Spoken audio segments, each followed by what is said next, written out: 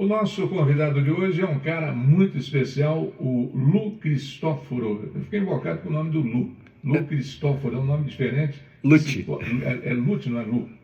Ah, aqui tá, não, aqui tá Lute. Eu vou te falar, Waldemar, estão ficando velho, não. Você entrou falando que era 9 de julho, não é isso? Fala no microfone aí. 9 de julho? Realmente eu falei os aniversariantes de hoje, desse dia 9 de julho. Eu falei, ué. E o doutor Lute, como um bom psicólogo que o é, já corrigiu. Passou por aqui e falou, não, é 9 de agosto, ele falou, né? Daí você disse aquela célebre frase, né? Coisa de... Brincadeira, viu, gente? Todo mundo vai ficando velho, ainda bem que ele está ficando velho, né? Ainda bem, né? Quase que não queriam chegar até aqui e ficaram na metade do caminho, né? Exatamente. O doutor psicólogo Lute Cristóforo e músico também, bacana, fiquei sabendo agora aqui que é um músico. Ô Lute, que satisfação em tê-lo aqui nos estúdios da Paraná Educativa, aqui no programa William Barbosa. Bom dia, Lute. Bom dia, eu que agradeço o convite, felicidade é toda minha. E o tema de hoje é a importância da presença paterna na vida dos filhos. Nós vamos conversar sobre isso, mas antes eu quero conhecer um pouquinho sobre você. O Lute é nascido aonde? Eu sou nascido em São Paulo, mas vim morar em Curitiba muito criança ainda, com 2 anos de idade. Morei praticamente a vida toda aqui, infância, adolescência. Depois do meu primeiro casamento, nós fomos morar no Rio de Janeiro, moramos por 4 anos, de 2002 a 2006, onde eu me formei em artes cênicas antes. Opa, parabéns. E daí voltamos, a minha primeira esposa, ela é médica, ela foi fazer residência médica lá e eu fui fazer artes cênicas. E depois que voltamos de 2006 para cá, Curitiba, e não pretendo sair mais de Curitiba, gosto muito da cidade, me considero um curitibano, adoro essa cidade. E tenho um filho de 16 anos que está para prestar vestibular de medicina também, coisa mais linda. Bacana, bacana. Quantas vezes foi casado, doutor? Fui casado 2 vezes. Uma vez por 11 anos com a mãe do meu filho e uma vez por 1 ano e meio só, que foi um erro de percurso. Fazer uma brincadeira, não tenho inveja de você, porque eu também fui. Brincadeira. Mas é legal esse papo. E o nome dos seus pais? O meu pai chamava Luiz Carlos, faleceu em 95, com 50 anos de câncer de pulmão, infelizmente. Eu tinha 23 anos. E a minha mãe chama Maria Zenir, mora em Florianópolis, está viva, saudável, elétrica, 77 anos. E te dá dura de vez em quando ainda? Ou... Não dá, não. Ela é bem tranquila, bem de boa, bem querida. Tem irmãos? Tenho 2 irmãos gêmeos, um que mora em Florianópolis também e outro que mora nos Estados Unidos, lá na Califórnia também, como seu filho. Ele mora ali perto de Los Angeles e está há 11 anos já. Bacana, bacana. Você passou a infância aqui em Curitiba? Aqui em Curitiba, infância e adolescência toda aqui. Como que eram os seus pais na sua infância? Quem que pegava mais no pé, cobrava mais, o pai ou a mãe? Eu acho que as duas partes, assim, não de cobrar, assim, porque eu sempre fui muito tranquilo, sempre fui uma criança muito... Não dava trabalho. Não dava trabalho. Quer dizer, não dava trabalho em partes, assim, porque eu não dava trabalho com escola, com educação, né, respeito em casa e tudo mais. Eu dava trabalho porque eu era bem elétrico, né, então eu estava na rua o dia inteiro jogando futebol, como era na nossa infância, né, antigamente era mais, a gente ficava mais na rua do que em casa com eletrônicos, né, então eu jogava muito futebol, então o que acontecia é que eu me quebrava muito, né, eu quebrei o braço mais de 20 vezes. É mesmo? Sem nenhum problema ósseo, só de bagunça mesmo, jogar futebol o dia inteiro e andar de bicicleta pela cidade inteira, tá? Então eu caía muito e me quebrava. Era criança, né? Era criança. Era engraçado que até o médico lá da clínica de fraturas, ele chegava pra mim e falava assim, de novo, Lute, quando eu chegava lá. Assim, Eu ia perguntar de lembranças, então, lembranças boas da sua infância, tirando as quebraduras. Mas até isso era uma lembrança boa, assim, sabe? Porque isso mostra que nós éramos muito ativos na nossa infância, nossa adolescência. Então era uma turma muito bacana ali no prédio onde eu morava, aqui no Alto da 15. Nós temos uma turma até hoje, assim, que conversa, se reúne de vez em quando. Grupo de amigos. Grupo de amigos. E é muito bacana isso, né? Saber que são amizades que ficam pra vida. E a sua adolescência deve ter muitas lembranças também, se alguma coisa que você recorda hoje? A adolescência foi muito boa também, daí na adolescência eu já comecei a ser músico, né, deixei de jogar futsal, que eu jogava antes, tal, na infância e pré-adolescência, daí eu já comecei a cantar, tocar contrabaixo, teve minhas primeiras bandas, e daí a gente foi começando a viver esses 2 mundos, assim, né, o mundo tradicional, né, de escola, faculdade, namoro, noivado, casamento, e com essa parte mais artística, né, de banda de rock, cantor de banda de rock. Sessão Personalidade e a participação do psicólogo e cantor também, o Dr. Luti Cristóforo. Você tem alguma descendência europeia, Luti? Eu sou descendente de italiano, e o Cristóforo, né, é totalmente assim, o Cristóforo, inclusive, significa o que carrega Cristo. Olha só. Eu gosto muito, assim, do sobrenome. E esse Hzinho que tem ali entre o C e o R, ele é um pouco de herança grega também. Mas é basicamente italiana a minha família. Cristóforo. Eu, sinceramente, não me lembrava de nenhum sobrenome assim. Se eu vi, não me lembrava. Você sabe que o Cristóvão Colombo, né, descobridor da América, o nome real dele é Cristóforo Colombo. Cristóforo Colombo. Porque ele é italiano, e daí a parte, né, espanhola lá, que tem essa tendência, né, de tradução de nomes e tal, passou a chamar de Cristóvão Colombo. Mas o nome real dele é Cristóforo Colombo. Tem até estátua dele na Itália, bem bacana. O que te levou à psicologia, Luti? Então, boa pergunta. Quando eu tinha 28 anos, eu tive um diagnóstico de uma doença neurológica crônica, que é a esclerose múltipla.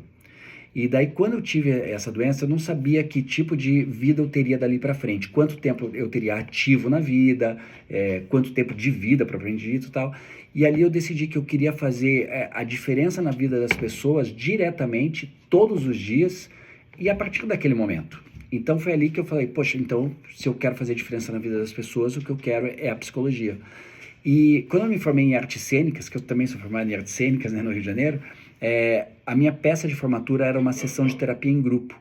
E eu acabei lendo um livro do Jung, e aquele livro fez todo sentido, assim. Eu falei, essa é a visão do ser humano que eu tenho, é isso que eu quero fazer pro resto da minha vida. Inclusive, as pessoas me perguntam, essa minha segunda ex-esposa agora, me perguntava, o que você planeja para se aposentar? Quando que você planeja se aposentar? Eu falei, nunca, eu quero trabalhar até o último dia da minha vida, porque eu amo o que eu faço. Eu amo trabalhar, eu atendo pacientes das 7 da manhã às 8 da noite, feliz da vida, assim, sabe? Porque eu gosto de saber que eu estou ajudando as pessoas. Então a psicologia entrou na minha vida desse jeito. Dr. Luti Cristóforo, psicólogo, músico, formado também em artes cênicas, ator. Né, ator. Você, com toda essa formação e com toda essa agilidade, né? Eu percebo que você, a gente estava conversando aqui sobre cantores, sobre bandas, etc. e tal, e você citou o nome do teu filho. Gabriel. Você só tem um filho? Só um filho. O Gabriel. E a maneira com que você falou do teu filho Gabriel, ele deve ser um queridaço seu, né? O Gabriel Como todos os filhos, mas... Não, todos os filhos, óbvio, sim, mas o Gabriel na minha vida, ele fez toda a diferença, assim, inclusive para eu ter força para lutar cada dia pela minha saúde. Aquele problema seu, inclusive. Do problema da esclerose múltipla. Então, o Gabriel assim, é o maior presente que Deus me deu na vida, assim, sabe? Eu sou muito feliz. A minha mãe, né, amo muito minha mãe, amo muito meus irmãos, todo mundo é muito maravilhoso na minha vida. Minha primeira esposa, os meus sogros do primeiro casamento, sou próximo a todos, assim, todos. Eu tenho muitas pessoas maravilhosas na minha vida, mas o meu filho Gabriel é algo além da curva, assim, sabe? Agora, né, eu já falo criança, né? Mas ele é um adolescente que tem 16 anos, fará 17 agora em outubro, está em ano de vestibular, inclusive, mas ele é extremamente educado, extremamente amoroso, cordial, correto, sabe? Estudioso, bom músico também, ele canta e toca lindamente, joga futebol melhor que eu jogava, então O orgulho do pai. Não, o Gabriel é a minha vida. Que legal. Deve ser. É um parceiraço. Um parceiraço, um grande filho, né? Eu também tenho esse carinho por todos os meus filhos. Lógico que cada um é diferente do outro, claro. E tal, mas a gente, né? São dois? Eu tenho 4. 4? Que legal. Tem uma mulher, aqui é a Monique, essa é a brava. Essa é aquela que administra e, desculpa, enche o saco para tudo. Pai, você não fez isso, tem que fazer isso, né? O caçula é o mais tranquilo. O caçula é aquele que tem um relacionamento também de muita liberdade comigo, é interessante. Já o mais velho, que tem filhos também, o mais velho é o mais tímido. Mas é um dos melhores vendedores que eu já vi na minha vida, porque ele consegue vender sem falar uma palavra, Olha só. doutor? Que legal. É o William Filho. Bom, vamos lá. Daqui a pouco a gente vai falar mais sobre música também. Com relação à importância psicológica da presença paterna na vida dos filhos, né? Você como psicólogo e atende tantas famílias, né? Homens, mulheres, atende adolescentes também? Atendo. Atendo a partir de 10 anos de idade, eu já atendo. A partir de 10 anos. Qual é o papel, Dr. Lúcio Cristóforo, da figura paterna no desenvolvimento emocional de uma criança? Qual é a sua visão, assim? Então, o pai, ele é importante demais, assim, na formação da personalidade, do caráter, assim, dos filhos, né? Infelizmente, a gente vê muitos pais por aí que não querem nem saber, né? Não tem proximidade nenhuma, simplesmente abandonam, né? A função paterna, deixam os filhos para lá. Eu tenho muitos pacientes, adultos já, adolescentes também, que reclamam justamente disso, desse distanciamento dos pais, né? De não ter ali o exemplo do pai no dia a dia, de não ter o amparo, a conversa, o direcionamento. E o pai faz toda a diferença nisso, né? Então, eu até costumo brincar assim que para uma menina, o pai é o príncipe, né? Se eu for um bom pai e um bom marido ali, né, bom companheiro da mãe, mesmo que eu não esteja mais casado e tal, se ele tratar essa mãe com respeito, com carinho, com cordialidade, e a filha também, essa menina, essa filha, vai enxergar o pai como um príncipe, e assim, quando ela for se relacionar com alguém, ela não vai querer menos do que isso. Então ela vai querer alguém que também seja assim. E para o menino, já o pai é o primeiro herói, né? O pai é o grande protetor, o pai é o provedor ali, que dá o direcionamento todo do que é certo, do que é errado e tal. Então também direciona o que vai ser esse homem no futuro, né? Mostrando também que o respeito às mulheres, a cordialidade, o romantismo, o cavalheirismo, né? Então o homem é muito importante, o pai é muito importante para direcionar o que esses filhos serão no futuro. Tanto o filho que vai ser com as mulheres e a filha o que também esperar para também, quando tiver seus filhos, também direcionar da mesma forma. E essa comparação, Dr. Lúcio Cristóforo, psicólogo, você falou da importância que o pai é o ídolo para o filho, né? Para o filho, para a filha, etc. e tal, é o príncipe para a filha, né? O ídolo para o filho. A gente poderia fazer uma comparação também, no caso, daquele filho que também não dá bola para o pai? Também, claro que também. Tem, né? Também tem. Tem muito pai que eu atendo também que fica super magoado, que os filhos não querem saber, sabe? Isso já é normal em muitos casos da adolescência para frente, né? Até tem uma coisa que a gente diz que nós somos as pessoas mais importantes dos nossos filhos até os 12, 13, 15 anos, né? Depois já começam a se relacionar com namoradas ou namorados, a faculdade, né, começa a ser mais importante e tal. Então é normal que a nossa escala de importância vai descendo na vida dos filhos, né? Na vida do meu filho, daqui a pouco vai acontecer isso também. Ele vai entrar na faculdade, provavelmente ano que vem, vai ter sua primeira namorada, vai querer noivar, já tem seus grandes amigos. Então, o meu nível de importância talvez caia para ele. Mas se nós tivermos sempre uma relação amigável, de companheirismo, de respeito, sabe? Então, a gente sempre vai ter um lugarzinho ali no coração e na vida dos filhos, assim. Então, é por isso que é importante. Eu até digo que o amor de um pai ou de uma mãe por um filho devia ter outro nome. Porque, poxa, eu amo minha mãe absurdamente, amo meus irmãos absurdamente, meus tios, minhas tias, óbvio.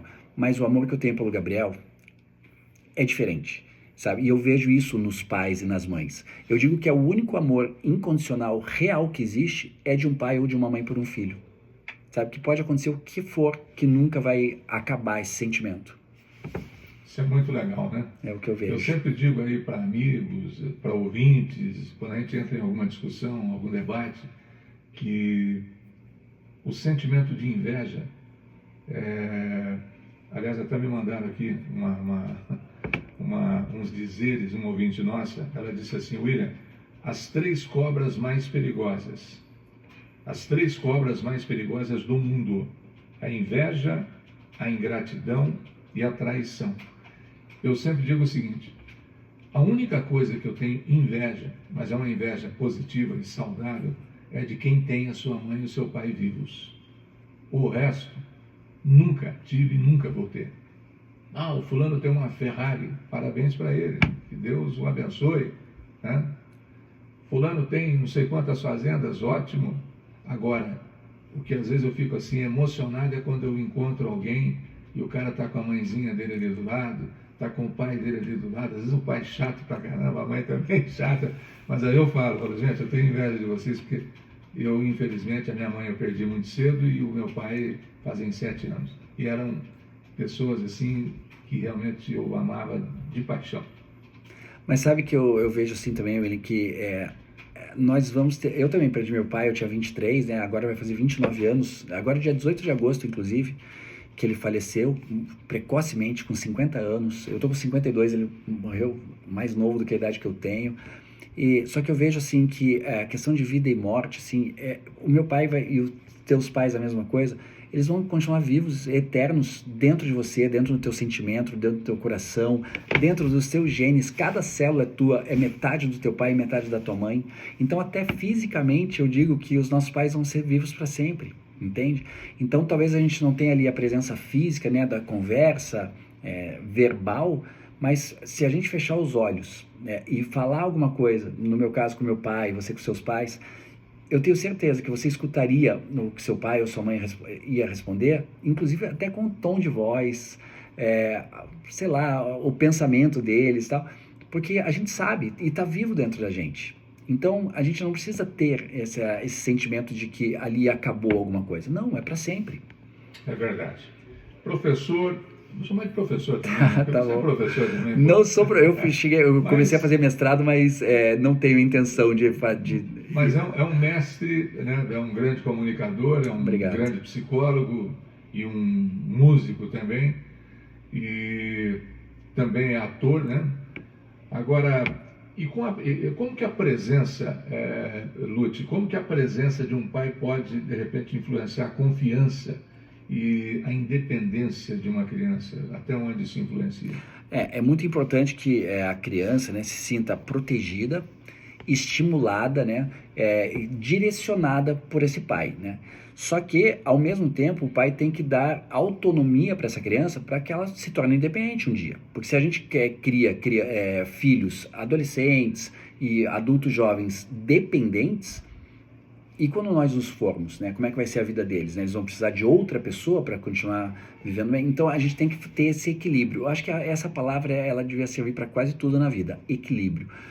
De você ser extremamente amoroso, extremamente presente, parceiro, né?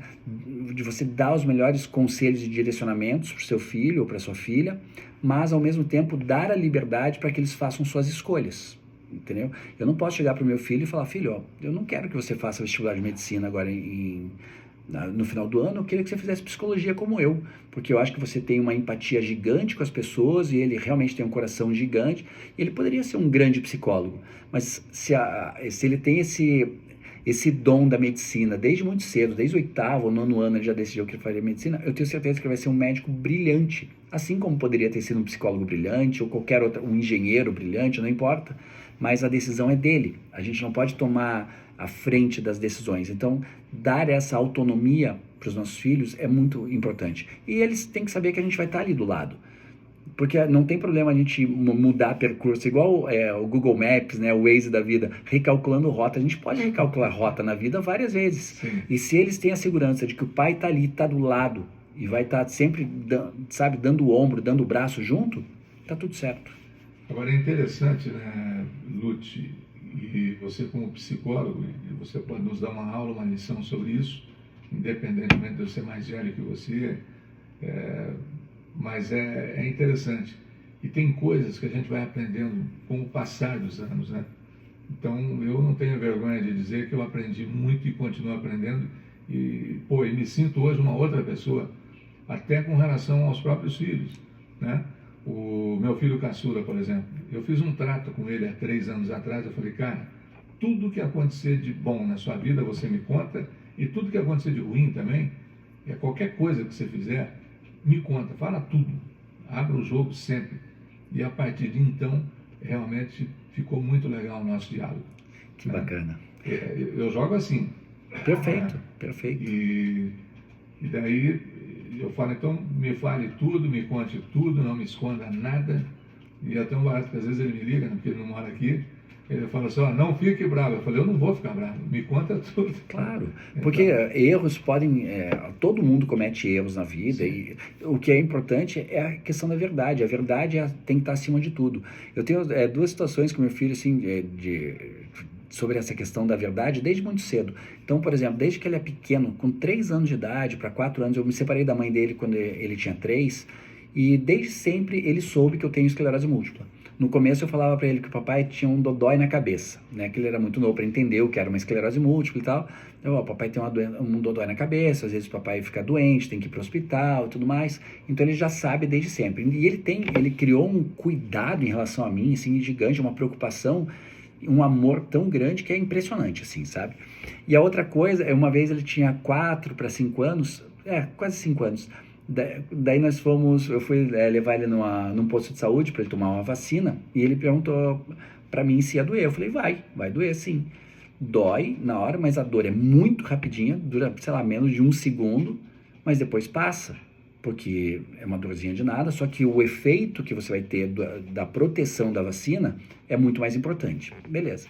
Ele foi lá, tomou uma injeçãozinha e tal, até deu uma lacrimejadinha assim na hora, tal, mas passou e tal. Na hora que nós estávamos indo embora pro carro, ele pegou e falou para mim, pai, obrigado. Deixa eu ver, com menos de 5 anos. Eu falei, obrigado pelo quê, filho? Por ter tomado a vacina? Não, pai, obrigado por me falar a verdade.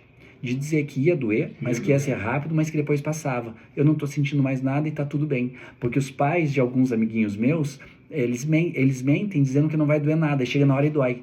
E você me falou a verdade. Isso marcou para mim para sempre, assim, sabe? Então eu tenho essa relação de verdade com meu filho e ele comigo desde sempre, sabe? Então tudo que acontece comigo, por exemplo, agora eu tive um segundo divórcio, né? Agora em janeiro e tal. A primeira pessoa com quem eu conversei foi meu filho. O filho, o papai vai se separar e tal, porque a relação não tá boa, então é melhor cada um seguir seu caminho. E pronto, a primeira pessoa entendeu, ele sempre é meu parceiro. E a resposta dele é assim, pai, o que for melhor para você, eu tô do teu lado. Olha aí que legal. E só fechando ainda com relação aos nossos filhos, o meu filho mais velho, para ele, eu sou um ídolo. Total, que legal. Né? Eu sou um ídolo. Ele fala pouco e tal, mas é um grande cara também. Eu sou um ídolo para ele, isso eu sei. Esse é o que está na Califórnia? Não, esse é o caçula. Ah, o caçula. É o de 21, que é do segundo casamento. Esse é o mais velho, que é o que me tem realmente como um grande ídolo dele. Né? Ele fala de boca cheia, onde ele está.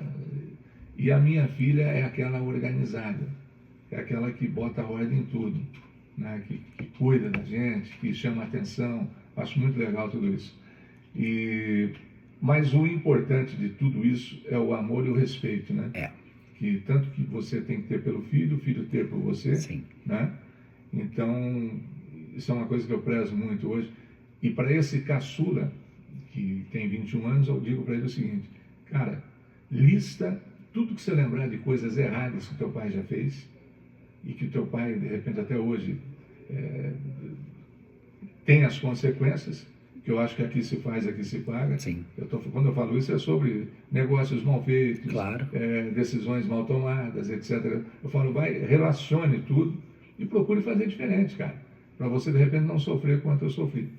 Aprender com os nossos erros. Aprender com os nossos erros. Porque ninguém é perfeito, né, doutor? Claro, exatamente. Bom, quais são, doutor Lute, algumas das consequências emocionais e cognitivas da figura paterna?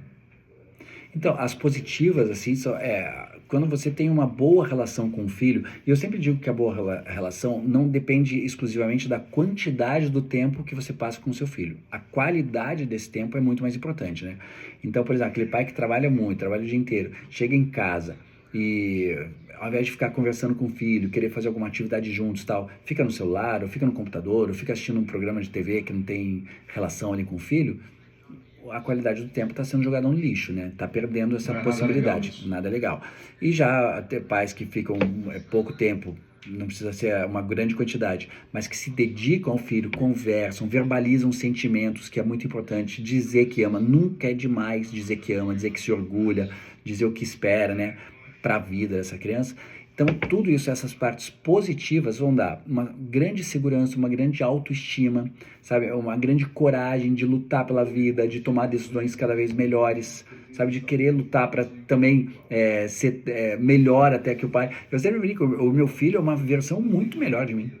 Sabe, é engraçado que eu jogava futsal, por exemplo, e jogava muito bem. O meu filho jogou futsal também na infância, jogava melhor que eu. E joga até hoje melhor que eu.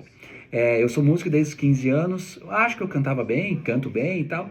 Meu filho canta desde os 15 anos, canta melhor do que eu. Muito melhor, não é um pouco. Eu acho que eu era bom aluno, por exemplo, meu filho é muito melhor do que eu. Então, quando a gente vê nos nossos filhos uma evolução, quer dizer que a gente está no caminho certo. E já o aspecto negativo, quando a relação não é boa, né? Quando os pais não conseguem se dedicar ao filho, pode dar muita insegurança, decisões erradas para a vida, né? Uma questão, todas aquelas sensações, né, da psicologia da ansiedade, depressão. Eu tenho vários pacientes que sofrem até hoje com a questão dos pais, sabe? Que às vezes nem fala assim, meu pai, chama pelo nome, o Joãozinho lá é o pai do cara, ao invés de ele falar meu pai, ele fala o Joãozinho nem ligou para mim nesse último ano, no meu último aniversário. Então isso traz um sofrimento muito grande. E daí eu digo, você tem aqui uma possibilidade de virar essa chave, de você ser no futuro um pai diferente quando você tiver os seus filhos. Então se você viu que isso foi ruim para você, seja o oposto, porque existe uma tendência de repetir padrão, tá? Mas se a pessoa tem esse sofrimento e faz terapia, a gente consegue direcionar na terapia para que ele quebre esse ciclo e seja uma pessoa diferente no futuro, para os seus filhos, entende? Porque é bem difícil, o sofrimento que essas pessoas passam é muito forte. Pois não. Sessão Personalidade, a participação aqui no programa William Barbosa do psicólogo, músico e ator Lute Cristóforo. Agora, Lute, é possível que em casos, por exemplo, do abandono paterno, né, que a gente tem muito por aí, no futuro a criação possa até repetir esse comportamento com os seus próprios filhos, né? Vamos supor, aquele filho foi abandonado pelo pai, de repente ele vai abandonar também o filho dele, e se isso acontece, por que acontece? Então, é isso que é a questão da repetição de padrões, né? Isso é uma coisa bem comum. A gente até fala que alguns padrões são repetidos de forma trigeracional, né? O que os seus avós fizeram, seus pais provavelmente fizeram igual, e o filho tem a tendência de repetir esse mesmo padrão. Mas a gente fala que quando isso é trabalhado, é criada uma consciência, né? E a terapia ajuda muito nisso, a psicoterapia, você pode não repetir esse mesmo padrão de comportamento. Mas é muito comum um filho ou uma filha que teve um abandono paterno desde cedo, assim, que o pai, sei lá, ou realmente abandonou literalmente, ou se era só um abandono emocional, de acabar repetindo esse padrão não só com seus filhos, mas com outras pessoas do seu convívio, né? Seu cônjuge, seus amigos, às vezes no trabalho. Então, o abandono paterno, a sensação e a consequência é muito grave, sabe? E eu vejo, assim, que às vezes até... Poxa, eu dou graças a Deus que, por exemplo, a minha relação com a mãe do meu filho, nós já somos separados há 14 anos, é muito boa.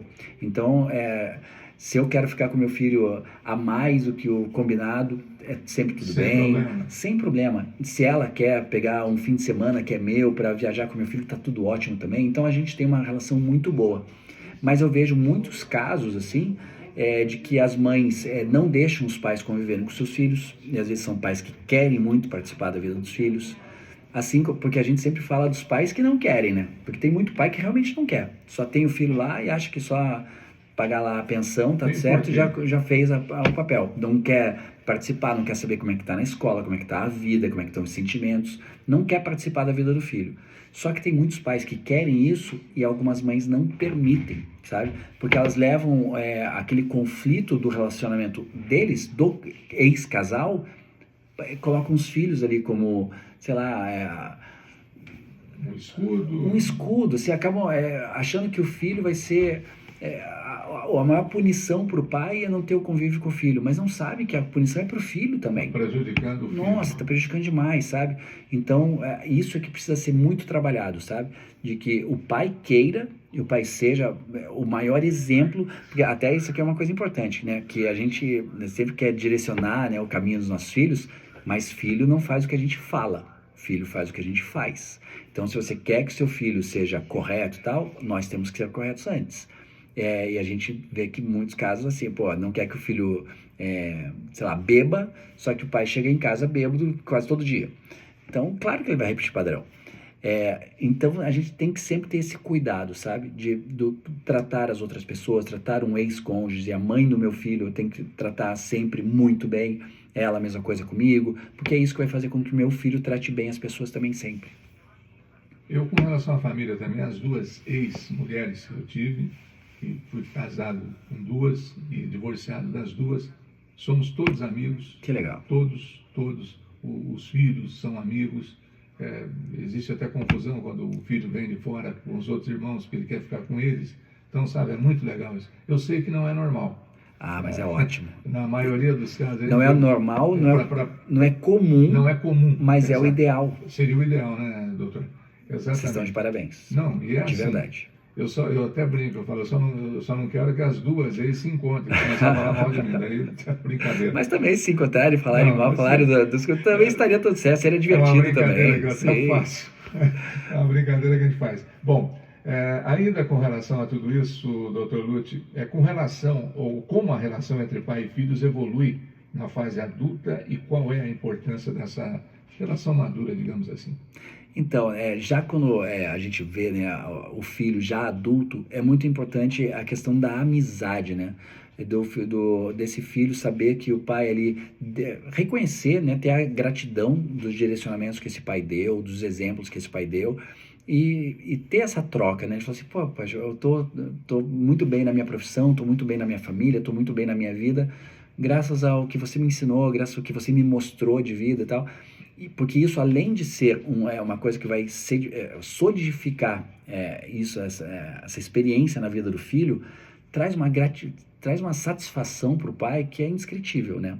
Então, você saber que você fez um bom trabalho com seu filho, né, e que o filho tem esse reconhecimento, tem essa gratidão, isso não tem preço, assim, sabe? Então, eu digo que o meu filho é o meu melhor amigo, e sempre vai ser. Não é que porque é meu melhor amigo que ele não teve também o direcionamento, né? A gente estava falando aqui de combinados com o filho, não de ser duro, assim, né? Mas, por exemplo, de combinados. Sim, com meu filho, desde os acordos. Isso é fundamental, sabe? Porque tem que ter a hierarquia. Quem é o pai e quem é o filho. Sim. Sabe? Quem tem ali a obrigação, né, de comandar a família e quem tem que respeitar e obedecer. Então, por exemplo, com meu filho, eu tinha, desde o primeiro ano dele da escola, eu tinha combinado com ele que assim, a média da escola dele, do Marista, é 7. Só que eu cheguei no primeiro dia e falei assim, filho, a média da escola é 7, mas a média de casa é 8, tá? Então, se você tirar alguma nota abaixo de 8 no boletim, você vai perder alguma coisa que você gosta muito até seu próximo boletim. Não vou brigar com você, não vou falar alto, não vou falar nada que seja vergonhoso para você, que você se ofenda. Não vou dar uma palmada em você, e eu nunca dei uma palmada no meu filho, mas você vai perder alguma coisa que goste até o próximo boletim e só vai recuperar se você, no próximo boletim, vier tudo acima de 8. Meu filho, já pequeno, que ele pensou, puxa, a média da escola é 7, a do meu pai é 8, o meu objetivo é 9. Porque se eu mirar sempre em 9, o risco de eu tirar de 8 para baixo é menor. Então, não vou perder nada. Então, são esses direcionamentos que a gente dá para os filhos que faz com que eles tomem as decisões mais corretas. Sabe? Do respeito e tudo mais, da dedicação nas próprias vidas. Então, você tem que ser firme. Por exemplo, você chega para um filho pequeno e fala, filho, tá legal aqui o que você está assistindo, tá se divertindo no videogame, mas agora é a hora do banho. Se o filho falar, tá, daqui a pouco eu vou. O pai tem que responder, filho, eu não estou negociando, eu não estou perguntando se você quer tomar banho. Eu estou dizendo que agora é a hora do banho, você tem que tomar banho agora. Entendeu? O filho tem que entender também que se o pai ou a mãe também, né? Aqui é porque a gente está focando no pai hoje, né? Mas se o pai ou a mãe direcionam que aquele é o momento, é porque eles sabem que, né, tem toda uma estrutura ali, tem toda uma programação de hora de dormir, hora de jantar e tudo mais. Então é muito importante que tenha, e quando tem essa amizade, né? Esse respeito mútuo, isso fica muito mais fácil. Legal, legal. O nosso papo com o psicólogo Dr. Lutz Cristóforo. Eu fiz tem uma brincadeira desse meu filho caçula. Eu falo muito dele, não é porque às vezes até... mas é ótimo. Pai, você só fala não, mas o cara tá lá e é o que mais precisa, porque tem 21 anos, né? É um molecão. Aí um dia desse ele ligou e falou, pai, é o seguinte, você sabe que eu vou ganhar muito dinheiro na vida, né? Eu falei, e vai mesmo, tá no caminho, você tem tudo. Eu falei, é comunicador, graças a Deus ganhou bolsa de tudo, né, nos Estados Unidos, como imigrante, né? E está conquistando muita coisa. Ele falou, o que eu te dou que você quer de presente na sua velhice, já que você está ficando velho? Eu falei, eu quero um cartãozinho Black ou Infinity, aquele que a gente pode gastar à vontade, mas eu vou te dar com o maior prazer, pai. Primeiro porque você vai pegar o cartão, você nem vai saber o que você vai fazer com esse cartão. Você vai guardar o cartão, vai acabar até de perder o cartão. Então são brincadeiras que a gente, né? Mas é muito legal falar realmente sobre os nossos filhos. Um é diferente do outro, no caso você só tem um, né? Mas a gente tem mais de um. Então um é diferente do outro, mas todos têm as suas qualidades, os seus defeitos. E o importante de tudo isso é o amor, né? Do pai para o filho, do filho para o pai. Qual é a sua mensagem final aí sobre esse assunto, Dr. Lutz, para os pais e filhos? Para os pais, assim, o meu maior conselho é assim, sejam presentes nas vidas dos filhos. Se vocês forem ainda morarem junto com os filhos é mais fácil, se forem separados não tem problema, sejam presentes, falem com eles. Se você morar em cidade diferente, ligue, mande mensagem, seja chato e não esperando algo em troca, sabe? Não é aquela coisa de, pô, eu vou mandar uma mensagem pro meu filho esperando que ele mande. Não, você tem que fazer o seu papel de demonstrar o seu amor, a sua preocupação, a sua preocupação na importância ali da presença mesmo na vida do filho e tal, para que o filho se sinta bem, se sinta confiante com tudo isso, se sinta valorizado e amado, né? Então, como eu falei antes, independente da quantidade do tempo, é a qualidade desse tempo. Então, e principalmente, saibam que o exemplo é o que faz o filho dar certo também. Então, se você quer que seu filho não fume, então pare de fumar também. Quer que seu filho não beba? Pare de beber. Então, a gente tem que fazer o que a gente espera que o nosso filho faça. Esse é o maior conselho que eu posso dar, assim. Faça o que você quer que o outro faça. E para os filhos, aprendam a ouvir seus pais, aproveitem isso, porque ninguém vai te ensinar qualquer coisa na sua vida com maior amor do que seu pai ou sua mãe. Entendeu? Amigos, chefes, vai te ensinar. Você vai aprender muito na vida com outras pessoas, mas você não vai aprender com tanto amor quanto seu pai ou sua mãe vão tentar ensinar para você. Concordo e assino embaixo. Que bom. Doutor Lutz Cristóforo. Bom, para finalizar a sua participação aqui, vou te convidar já para outros programas, a gente vai trocar ideias. Eu sei que você também é músico, né? Não sabia, fiquei sabendo. Você é músico e desde quantos anos já? Desde os 15. Desde os 15. Então, você é só vocalista, toca algum instrumento? Eu sempre fui baixista e vocalista das minhas bandas, eu tive banda desde os 15 anos, né?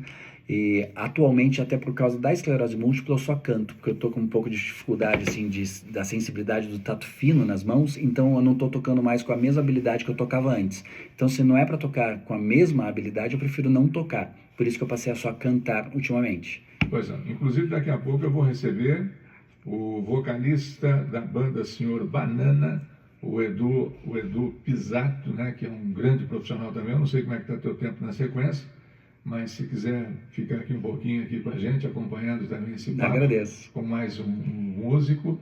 E como é que é o nome da canção lá é da época que você estava com a banda ainda? Essa que vai pra que eu mostrei para vocês é de uma banda que eu tinha, a minha última banda antes da atual, chamava Banda Top 20, com a qual eu lancei um CD e tá em todas as plataformas de música. O CD chama Ilusão de Sentidos.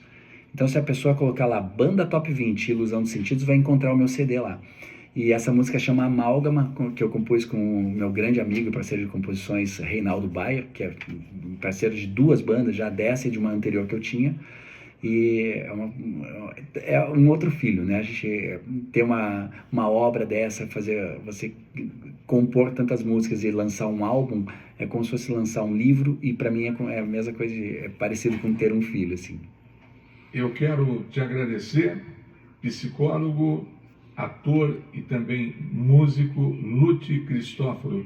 Você é excelente, cara. Valeu, hein? Eu que agradeço, foi um prazer estar aqui. A nossa conversa foi muito agradável e toda vez que quiser a minha presença, pode contar comigo. Os aplausos, então, pro Lutz Cristóforo. O nome do seu menino? Gabriel. O Gabriel. E a gente vai agendar aí uma vinda sua e do Gabriel aqui. Combinado. Que eu quero ouvir também o teu menino cantando. Você vai adorar. E vamos lá, então, Lutz Cristóforo no ar.